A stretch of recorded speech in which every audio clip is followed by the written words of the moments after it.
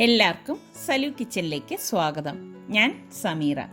വളരെ പെട്ടെന്ന് തന്നെ തയ്യാറാക്കിയെടുക്കാൻ പറ്റുന്ന ബുൾസൈ മസാലയാണ് ഇന്ന് ഞാൻ തയ്യാറാക്കാൻ പോകുന്നത്. അപ്പോൾ അതെങ്ങനെയാണ് തയ്യാറാക്കുന്നതെന്ന് നമുക്ക് നോക്കാം.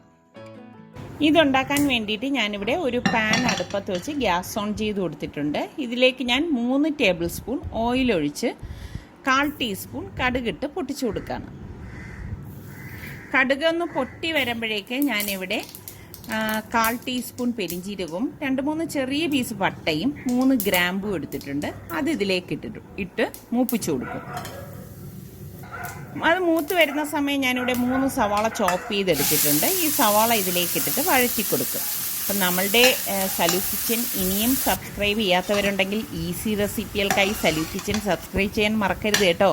അതുപോലെ തന്നെ തൊട്ടടുത്തുള്ള ബെല്ലൈക്കൺ കൂടി നിങ്ങൾ പ്രസ് ചെയ്തേക്കണം. എങ്കിൽ മാത്രമേ ഞാൻ വീഡിയോസ് പോസ്റ്റ് ചെയ്യുമ്പോൾ നോട്ടിഫിക്കേഷൻ കിട്ടുകയുള്ളൂ. അപ്പോൾ സവാള ഇവിടെ നല്ലതുപോലെ വഴണ്ടി വന്നിട്ടുണ്ട്. ഈ സമയം ഞാനിവിടെ 1 ക്യാരറ്റ് ഇതുപോലെ ചോപ്പ് ചെയ്തെടുത്തിട്ടുണ്ട്. ഈ ക്യാരറ്റും കൂടി ഇതിലേക്ക് ഇട്ടിട്ട് വഴറ്റി കൊടുക്കും. ശരിക്കും ക്യാരറ്റും സവാളയൊക്കെ കൂടെ ചേർന്ന് നല്ല ഒരു കളറാണ് വരുന്നത് കേട്ടോ. ഇത് നല്ലതുപോലെ ഒന്ന് വഴറ്റിയെടുക്കണം.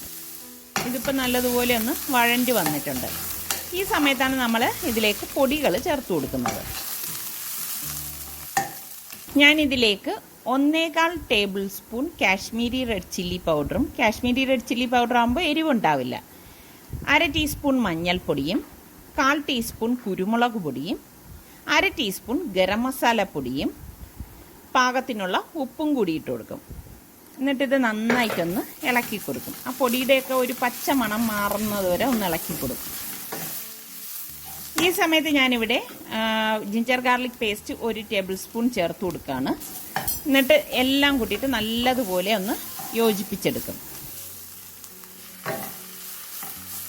ഞാനിവിടെ 3 തക്കാളി ചോപ്പ് ചെയ്തെടുത്തിട്ടുണ്ട്. ഈ തക്കാളി ഇതിലേക്ക് ഇട്ടിട്ട് എല്ലാം കൂടിയിട്ട് വീണ്ടും ഒന്ന് വഴറ്റിയെടുക്കും.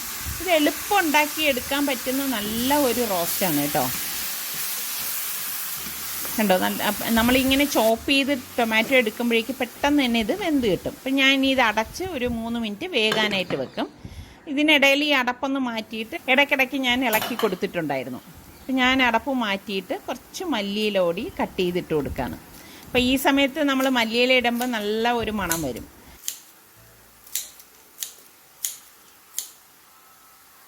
ആ 2 പച്ചമുളക് എടുത്തിട്ടുണ്ട്. പച്ചമുളക് ഇതുപോലെ റഫായിട്ടാണ് ഞാൻ കട്ട് ചെയ്ത് ഇട്ട് കൊടുക്കുന്നത്. അപ്പം നമുക്ക് എരിവ് വേണ്ടാന്നുണ്ടെങ്കിൽ അതെടുത്ത് മാറ്റാവുന്നതാണ്.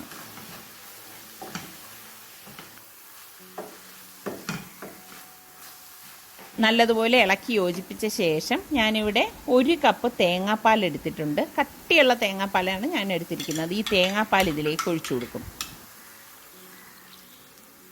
എന്നിട്ട് ഇത് നന്നായിട്ടൊന്ന് ഇളക്കി കൊടുക്കും. ശരിക്ക് ആ ഒരു തേങ്ങാപ്പാലും ഈ മസാലയൊക്കെ ചേർന്നിട്ട് നല്ല ഒരു അരോമയാണ് കേട്ടോ. അപ്പം ഇതുപോലെ ഒന്ന് ലെവൽ ചെയ്ത് കൊടുത്ത ശേഷം നമ്മൾ മുട്ട ഇതിലേക്ക് പൊട്ടിച്ചൊഴിച്ചു കൊടുക്കും. കണ്ടോ, മുട്ടയുടെ മഞ്ഞക്കരു പൊട്ടാത്ത രീതിയിലാണ് ഞാനിവിടെ പൊട്ടിച്ചൊഴിച്ചു കൊടുക്കുന്നത്. അപ്പോൾ പൊട്ടിപ്പോയി കഴിഞ്ഞാലും പ്രശ്നമൊന്നുമില്ല കേട്ടോ.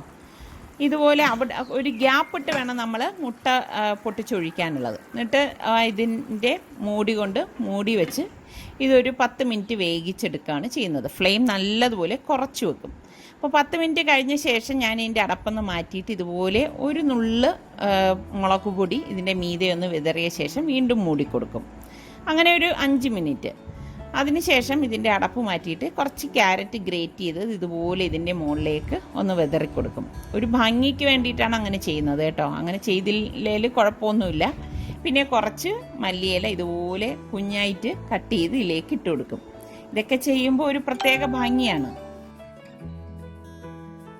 കണ്ടോ, പെട്ടെന്ന് തന്നെ നമുക്ക് ഉണ്ടാക്കിയെടുക്കാൻ പറ്റിയ നല്ലൊരു ബുൾസൈ റോസ്റ്റാണിത്. അപ്പം ഞാനിത് പച്ചമുളക് വെച്ചാണ് ഗാർണിഷ് ചെയ്തിരിക്കുന്നത്. അപ്പം നിങ്ങളെല്ലാവരും ഒന്ന് ട്രൈ ചെയ്ത് നോക്കണം കേട്ടോ. ട്രൈ ചെയ്ത് നോക്കിയിട്ട് എനിക്ക് ഫീഡ്ബാക്ക് തരണേ.